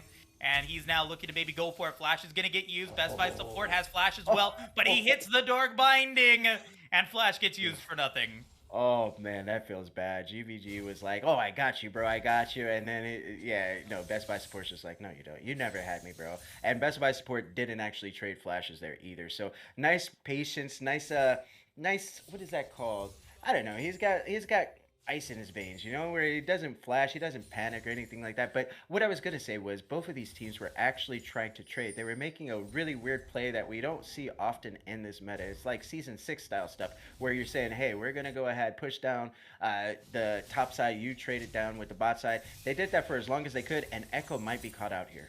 All right, GVG in trouble, but he will be able to use his dashes to walk away. Sir Grind's having to use his summoner spells to survive the play from Magfries and Resilience there. Now, GVG just continuing to go for damage. He does have Chrono Break, so he's trying to find it, and he's going to be able to use Chrono Break to get back to about half HP, but that was a misplay. Another feast stack for Ball Slap.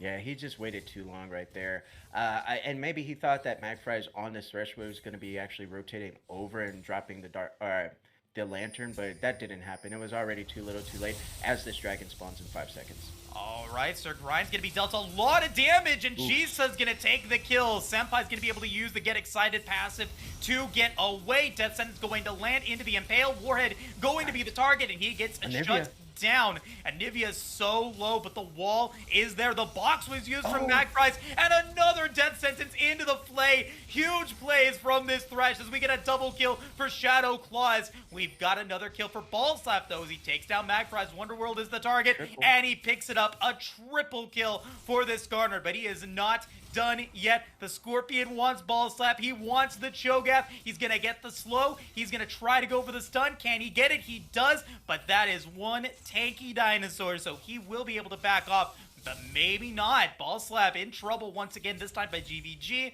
Will be able to use the Blast Cone to get away, but that means soul point for DVG. Arcadia, Ball Slap again using another Blast Cone, and now finally able to escape. Yeah, they need to hurry up and do this. So everybody is actually coming up on the side of LMG. They might actually clean this up. Oh, not this time, though. The stun's going to land from the Echo into the Chrono Break, but no damage from it. Shut down. Resilience will fall, and Shadow Claws going to be next on the list. Wonderworld with another nice wall, but they will let the Scorpion go. Ends up being one kill for the Dragon. Yeah, it does put them on soul point right here. It is going to be a mountain dragon, and when you have a Jinx on your side, like that mountain dragon, that little shield is so nice. Like, it's just like a little blanket, a little comforter. It's like, oh yeah, now I have this nice shield as well, and the locket is complete by Thresh, this Magfry pick. And it is working out pretty solidly, but Best Buy support just hitting everything. So much problems caused by this Morgana pick and such a disruption. It's not really reflected so much in the KDA, but when we're seeing this play out, the Morgana pick itself is just causing so much problems. Resilience had to run away right there, because if he didn't, he would have actually been stunned up by Best Buy support and immediately would have dropped. So it was a nice little job by Resilience and everybody else to kind of just play really patient. And Shadow Claws is looking for never mind. Wonderworld gonna be caught into the chicken once again. Resilience trying to pick up the kill and does eventually get it. A nice donation there, 300 gold for your Jinx. You'll love to see it. But regardless of that, Soul Point is still online for DZG Arcadia. Rift Herald was picked up by Warhead as the response to Mountain Drake getting taken. So, I'm still waiting to see the Archangel staff getting completed for Wonderworld, the Muramana coming online for Sir Grinds, because that is really where we're going to see this composition start to shine for LMG, and we haven't seen it. We're 20 minutes into the game, and we still don't have these tier items upgraded yet, and that is, I think, a really big problem that LMG needs to solve very quickly, because if they don't, they could potentially give up this next Mountain Drake, and at that point, you're giving the extra shielding, the extra resiliences over to DZG Arcadia. You're not going to be able to get this Jinx down anytime soon. Exactly, and as we're looking at how this top side of the map has been controlled, by LMG with the vision control and everything. And the Baron is absolutely available. It is on the map now. So anybody who wins this fight right here is going to immediately be turning to the Baron. And LMG already made a nice little Baron sneak in game 1. So we'll see if they have something like that again. And okay, let's go. Another death sentence landing. Best Buy support will use the Black Shield to be able to stay alive. Should be fine. Warhead with the extra movement speed still has Rift Herald to drop in the mid lane if he wants to go for that play. Meanwhile, we get another rotation there. Chisa does have teleport, so he's going to go topside. Death sentence again, just landing, getting information, making sure that nothing comes through. But with no dragon spawning just yet, it really isn't the time for DZG Arcadia. They're just trying to just deny time, wait it out until Dragon Soul Point becomes a threat, and then they can make the decision whether they want to fight for the dragon or they can go for Baron.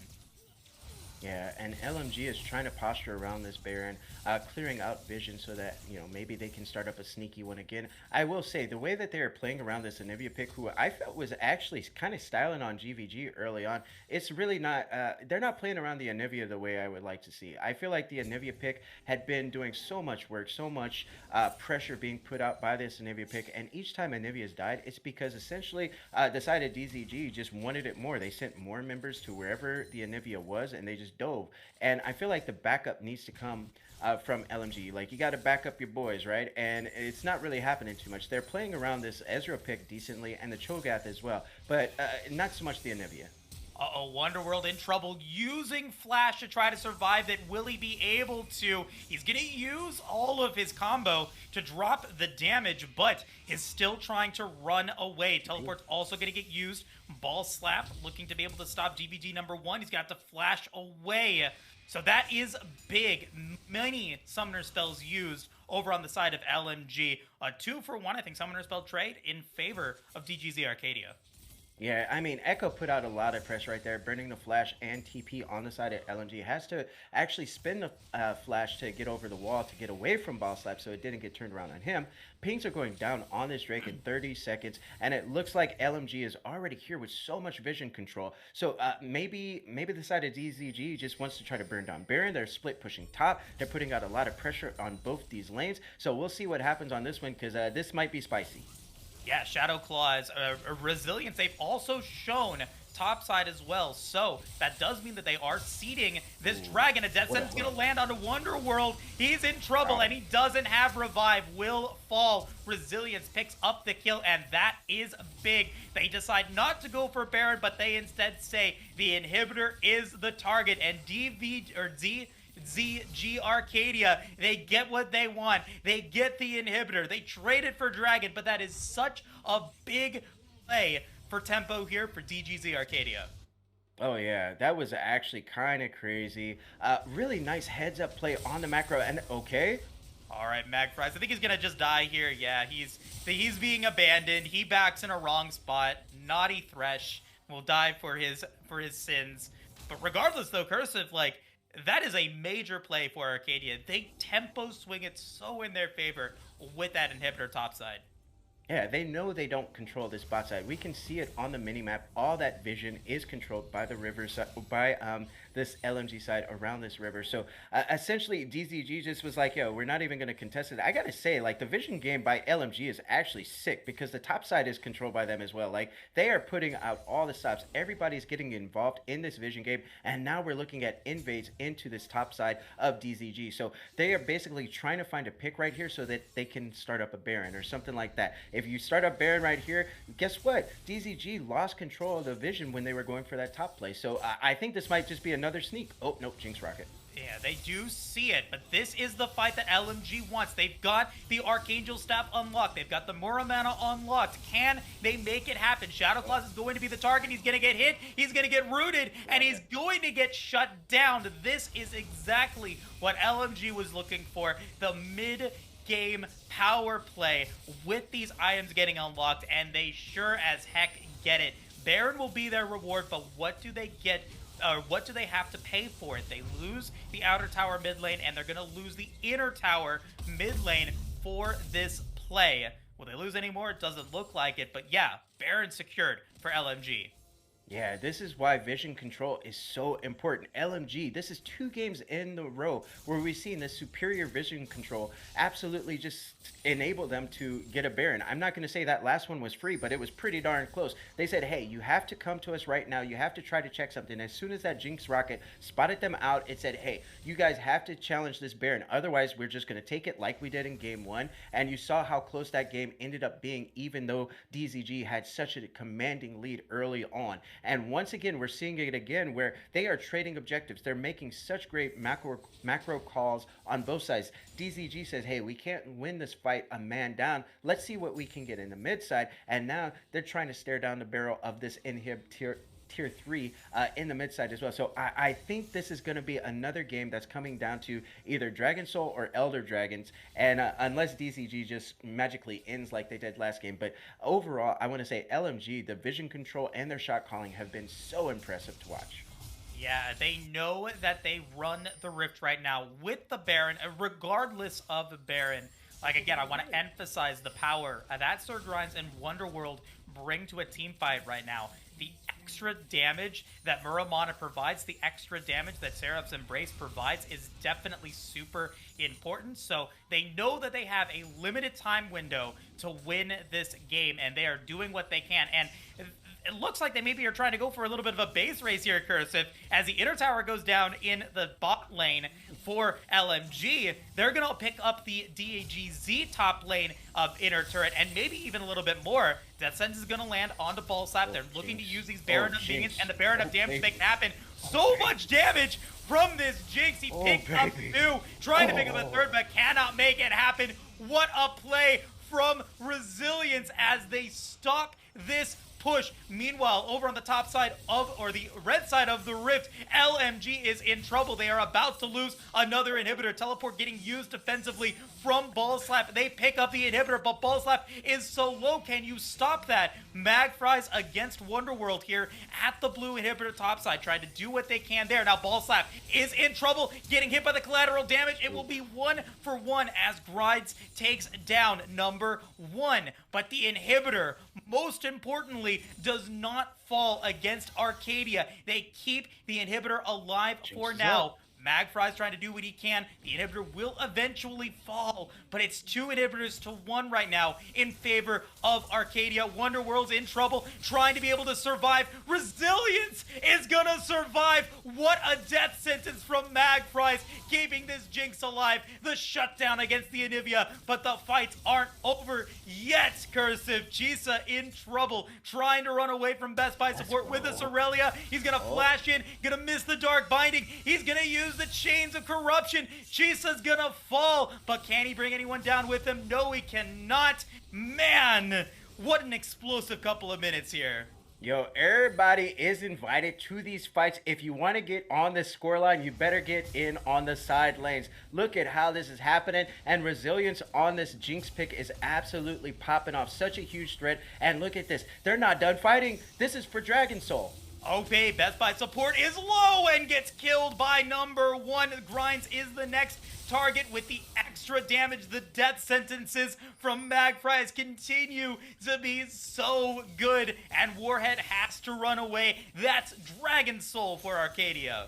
Yo, man, that's so big right there, because Jinx was getting, I don't want to say bodied by Wonderworld on that 1v, well, it was 1v2 because Thresh was there, but this shield is super big when you're an AD carry. Like, trust me when I say this, like, it's not the biggest shield ever, but it helps a lot.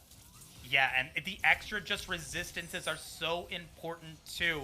Shadow Claws with the extra shielding, Echo with the extra shielding is going to be so big to keep themselves sustained through these fights. And when you're up against a squad that wants to go in for these extended periods of time to try to, use the power of extra mystic shots, the extra poke that you're able to get from Wonderworld and Grinds, the extra resistances really come in clutch. And so now, it's up to DB, it's up to Arcadia to really focus in on where they want to send their power next. Inhibitors respawn topside. Baron isn't up for another minute, but they now have the control and the advantage moving into this next team fight. I think the window of opportunity that LMG had to run the Rift has expired, and now they're going to have to look to have a good pick, a good team fight to win out at Baron, win out wherever they have this fight happen on the map, and get themselves a win here in game two.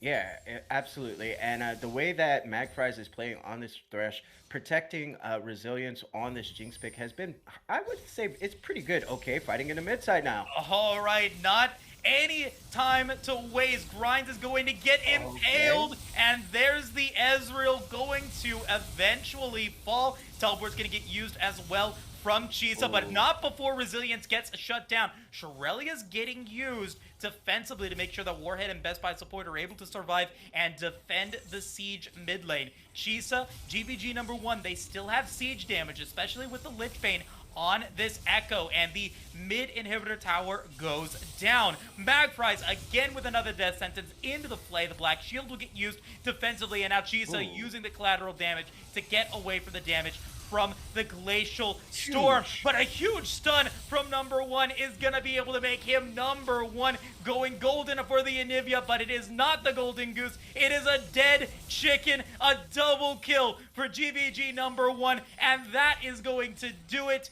It's going to be a 2-0 sweep for DZG Arcadia. LMG, they gave them a good fight, but unfortunately, they won't be able to finish the job. Maybe they're able to defend this siege, but no, the Nexus is falling. There it is, Game 2 victory for Arcadia.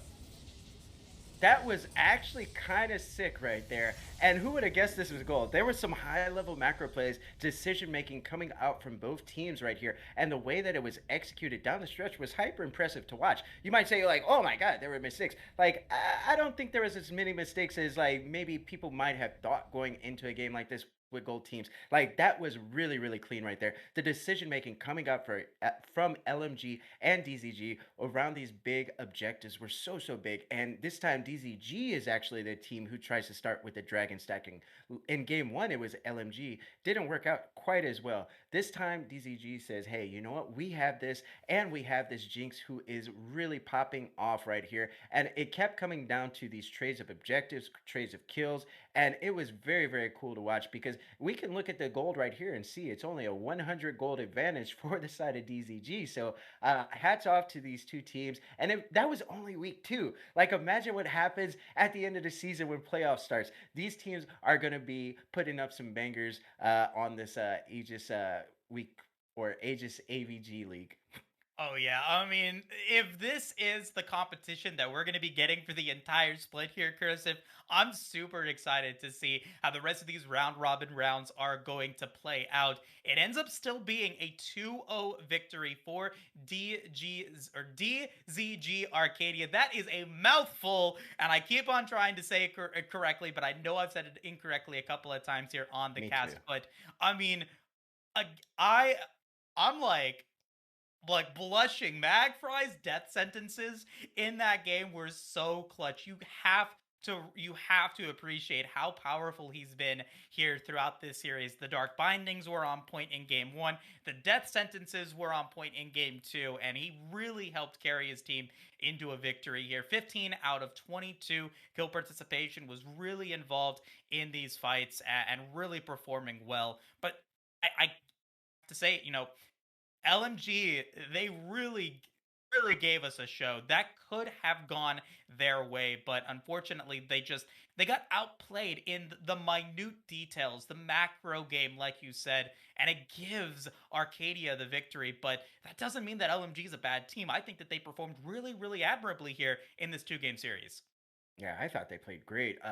And in this game too, right? Like, just looking at some of the damage done and the vision scores as well, like, it was so close. Like, I'm talking like maybe 1,000 away. Like, when we're looking at the Ezreal versus Jinx, Ezreal actually did more damage than Jinx, believe it or not. 300 more damage. They each did over 30,000 damage in this 31-minute game. So that's kind of spicy. And then I'm looking at the vision control from LMG, like, so much investment in this vision game, and man, it was that close to paying off. We saw how sneaky they were with these barons, how decisive they were as soon as that Baron came up. And I would just say, like, hey, in the future, any teams who are trying to prep against LMG, like, you have to make sure you're on top. Like, this team plays around Vision really, really well.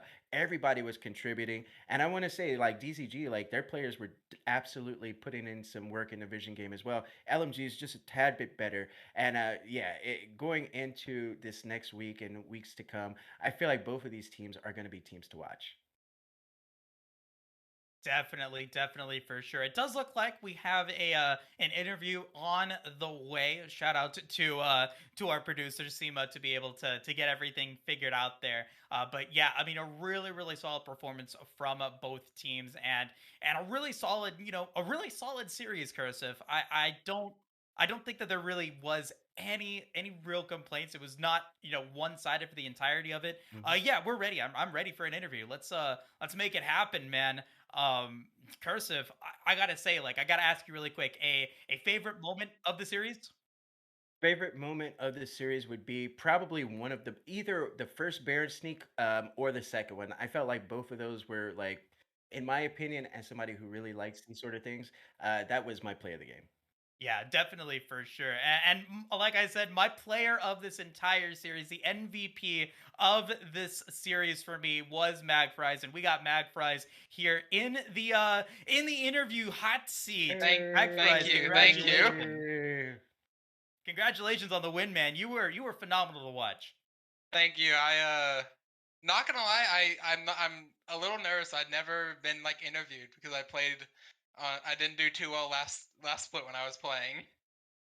Oh, well, you definitely like if you feel like you didn't play well last split, you definitely showed off today. I mean, I want to talk about the push up in game 2. Wonderworld was at the inhibitor. You're able to stop him from getting the inhibitor for so long so that resilience was able to come back online. I mean, what's your thought process going in? You get that huge death sentence that really saves the game for you. I feel like at least the Baron push. That was a really interesting and really like key moment for you guys.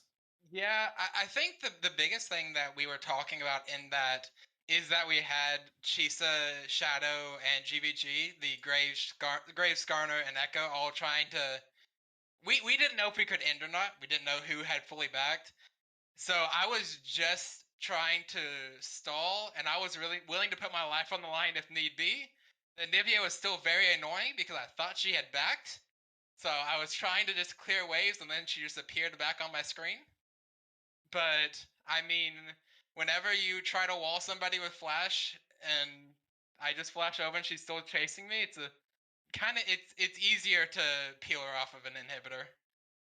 Yeah, absolutely. Cursive here. I spoke with you a little bit in messages earlier to try to get a feel for your team dynamic, I want to say. And I asked you a few questions. And right off the bat, the first one was about, like, how would you really describe your team? And essentially, you told me about the shot calling that you guys have and those sort of things. And we got to see that on display today. And I just got to ask, are you the main shot caller for your team, or is that more of a shared a shared title?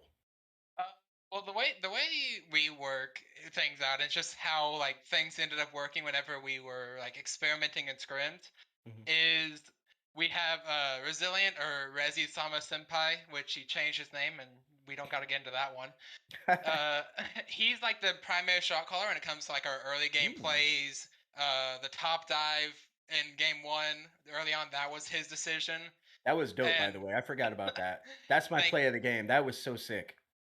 and then after that, the at a certain point that just whenever he feels that the game's opened up a little too much, he'll Mm. pass it on to me, and then I will become the primary shot caller.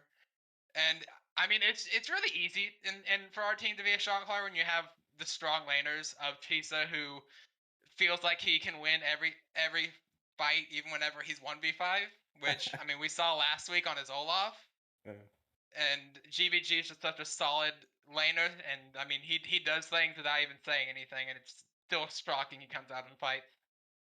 Yeah, it real definitely it definitely felt like your communication and what you guys wanted to do were really on point for the entirety of the series. Like you you knew what you wanted and you were willing to really take those risks to make it happen. Like, talk me through some of the decision making, I think, coming through with trying to, say, hey, we're gonna send all 5 members topside in game one to just take down that top lane tower pre 10 minutes in.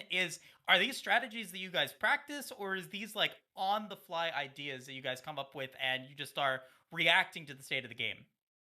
So they're not necessarily on the fly. We normally meet about 30 minutes before our game time, and we like try to pre-plan for the first like 10 minutes or so. If like we get an ideal draft, which I mean, thanks to Trajan, a really good coach, he's able to call out picks that pretty much anybody's gonna pick, no matter who we're playing against. But we're able to kind of pre-plan that, and that was the plan, was to get Chisa ahead by any means necessary, which we managed to do. And so we just kind of said screw bot lane, and we all ran top, and we wanted to get Chisa ahead, and we managed to do that. And I got to ask about the Skarner, not a pick that we've been seeing too often. Was this something that you guys really felt works for your team comp, and you just have to have it, or how do you feel about the Skarner pick overall? I mean, I think the pick's pretty. I think it's not necessarily the best in just like a general sense if you were to Hmm. just put it in a vacuum. Sure. But Shadow, our jungle, is he's really consistent, really good at talking about his engages, Hmm. and he's really smart about when to pull that like flash ult trigger. So whenever we see a matchup where we think Skarna works, and we ask him, it's always a yes. And I mean, clearly it's doing something. 'Cause we just won both of those. Yo, that flash R onto Ezreal right there towards the end of that last game, that was so nasty, right? Like I did not see that coming, and then all of a sudden you just see Ezreal like drug back into the Jinx traps and everything. Like that was really really sick. Yeah, it's really he's one of his biggest strengths, and it's a underspoken strength, is his ability to just layer CC without crowding communications. Mm. Like he'll Yeah. either be primary engage and like set us up for all of our CC, he'll be secondary and he'll follow up CC. It's just really easy to layer CC with that guy. Yeah, well, I mean, you guys as as Arcadia as a team, you guys are now 2-0 in the Piltover schedule. You guys are going to be facing off against Crimson Legionaries in your next week's matchup, but you guys are definitely on the way to be one of the top contenders, at least in the Piltover roster. You guys are definitely putting in a lot of work for sure. And before we let you go, I got to give you the rapid fire questions real quick. If meta didn't matter, Magfries, your perfect team composition. Meta didn't matter. I would have no clue because that's all I can do when I'm drafting. My perfect team comp would be a press R comp, but for the sheer fact of Oh, how easy it is. You that's got you awesome. got a Nice. you got Malphite, Galio. We'll do an orange jungle. We'll get whatever we can to just press R and just let them not be able to kill us. Nice, nice. I like it. I like it. Aggressive, fun, and high octane. Favorite snack on you right now? What's the S tier snack? Uh, my S tier snack is actually, I'm on a specific diet, but it's these meal bars, these cookies and cream meal bars that I will have at Ooh. least 2 a day of, and it is delicious. Oh man, that's good choice. Cookies and cream, one of my favorite ice cream flavors for sure. So after my own heart for sure. And then any shout outs you want to give out to the fans? I mean, all of Arcadia. Like, I mean, I know y'all pulled me in here and y'all saying I'm MVP, but it's a team game. If I didn't have the guys around me to play and do what they can do on a day to day basis, whether it's scouting, talking about drafts, talking about what we can do, or scrims, it's just, if I didn't have them, this would have never been a thing. Hey, let's go, power of friendship. Let's go. Yeah, Magfries. Hey, thank you so much for taking time out of your day to talk to us and give us a interview. You were phenomenal to talk to, and you're great. Best of luck in your next week series, and best of luck in the split. Thank you so much. I'm just hoping that Jace, the DZG manager, finally drops some DZG swimwear. I've Oh been man. pestering him that one for him for about 5 months. He told me Well, if I win a league, I get it. Oh, there you go. That's So I got motivation. some incentives. Y'all have a Yeah, good night. you yeah, do. thank you very much. Man, she's great. That's man, just confidence and poise for sure. Yeah, I feel like what she said right there was I feel like we just saw it, right? Being able to play as a team and everybody was just able to rely on one another. That trust was there. And each of these teams had it actually. Like they absolutely trusted each other and their shot calls and their players. And when that happens, that's good League of Legends right there. As when that comes together for a team, that's when you know you got something. Exactly. That's a good way to put it. Absolutely. I love it. I love it. And as we end today's broadcast, Cursive, I just want to give you guys a little bit of updates across the Aegis Guardians League split.